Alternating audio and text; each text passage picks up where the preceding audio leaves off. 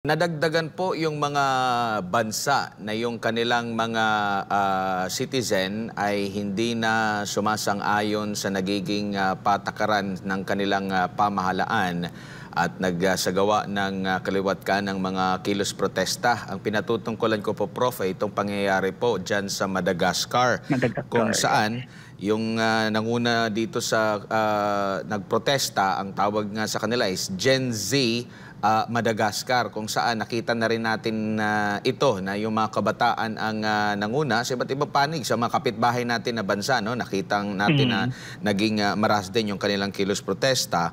And ang inirereklamo nga nila ay matagal na ay itong kahirapan, korupsyon, kakulangan ng serbisyo sa publiko at kawalan ng tiwala sa pamahalaan. At ang pinaka-latest ngayon ay sinasabing tumakas sa bansang Madagascar ang kanilang presidente at nagkaroon ng kudita. Military ngayon ang nag-take over na po sa ating government. May pagkakahalintulad po ba sa tingin po ninyo itong mga kaganapan ngayon? O talagang masyadong resilient lang yung mga Pilipino? Kasi sa kanila, ilang linggo lang itong nampisa sa atin na matagal na ang mga sinasabi, naririnig natin na mga patungkol sa issue ng korupsyon, mga katiwalian, hindi tamang mga patakaran at mga pulisiyang pinapatupad po, Prof. At mangyayari ba sa atin yung mga ganito senaryo na magkaroon din ng umabot sa punto na ang military din ay pumanig na sa taong bayan at magkaroon nga ng pagbabago sa pamamahala? Well, iyan ay isa sa talagang magpapabago dito sa landscape natin pampolitika at the moment, because you see why the people power revolution 1 and 2 succeeded. It's because of the generals and the military men who turned their backs against the government. I'm referring to Secretary Enrile and General Ramos during EDSA 1 and Angelo Reyes during EDSA 2, no? So napakalaking factor yung military, no?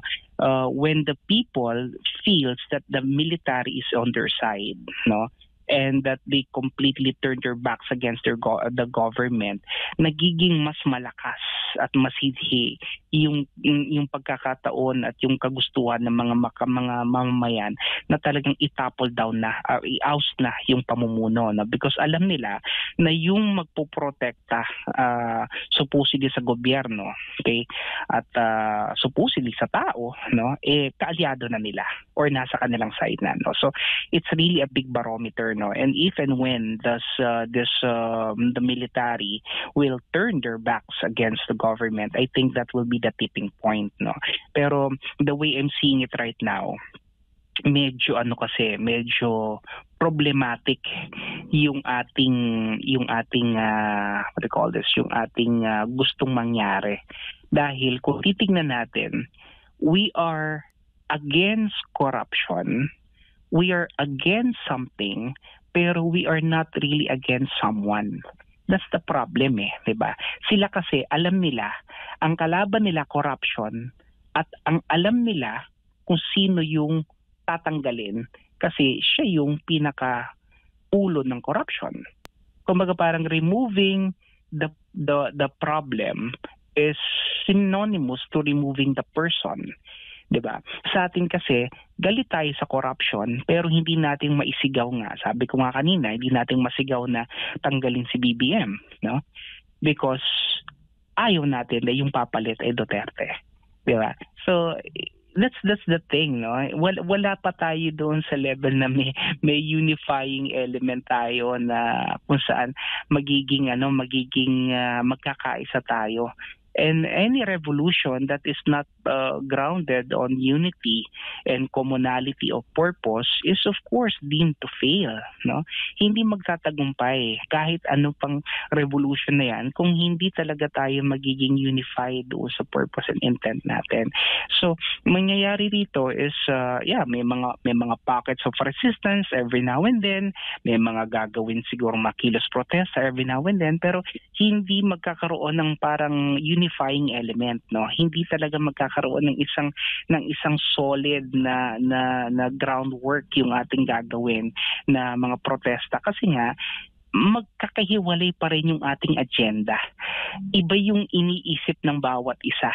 Ito ang gusto kong isulong, ito na dapat siya yung magiging pangulo, ito yung papalit. When in fact, the Constitution is very clear. If ever there will be a vacuum in the presidency, the Vice President will have to sit down. And this is something that they cannot accept. No? And yun yung sa tingin ko, kakaiba dito sa mga ibang bansa natin. May mga Gen Zs tayo, I think they're very fiery about it. Pero I think hindi tumutugma doon sa klase ng replacement, no, na gusto nila yung constitutional succession na meron tayo at the moment. Opo, masyado bang grabe na yung division natin sa Pilipinas? Nagkakaisa lang doon sa labanan ang korupsyon, pero nandun pa rin yung iba't ibang mga political interest, Prof. And dito na ba aakma yung mga swisyong naririnig natin na once and for all siguro para mapanumbalik yung tiwala ng taong bayan sa gobyerno natin, mag-resign na lang siguro yung lahat at magkaroon ng pagpili talaga ng para at least maging mapanatag yung pakiramdam ng ating mga kababayan sa mga nangyayari po ngayon, Prof. Yeah. Yun yung panawagan ng ilan, pero sa ganang akin kasi it's going to be more problematic, not only in the long term but also in the long run, if ever this will happen, because number one, many of these people naman talaga ay hinalal talaga ng taong bayan, and it's going to be unfair also for them to relinquish their position just like that, alam naman natin na ilan din sa kanila ay talagang tahasan at talagang taus-puso na naglilingkod sa taong bayan, and we cannot just simply take it away from them by simply resigning. Ang sigurong pinakamaganda talaga nating gawin dito, number one, is makapagpanagot tayo. Okay? Panagutin natin talaga kasi ito lang naman yung kinakagalit natin. We need to take full accountability, number one, by relinquishing all the money, or at least portion of the money that was stolen from us. Maibalik yon.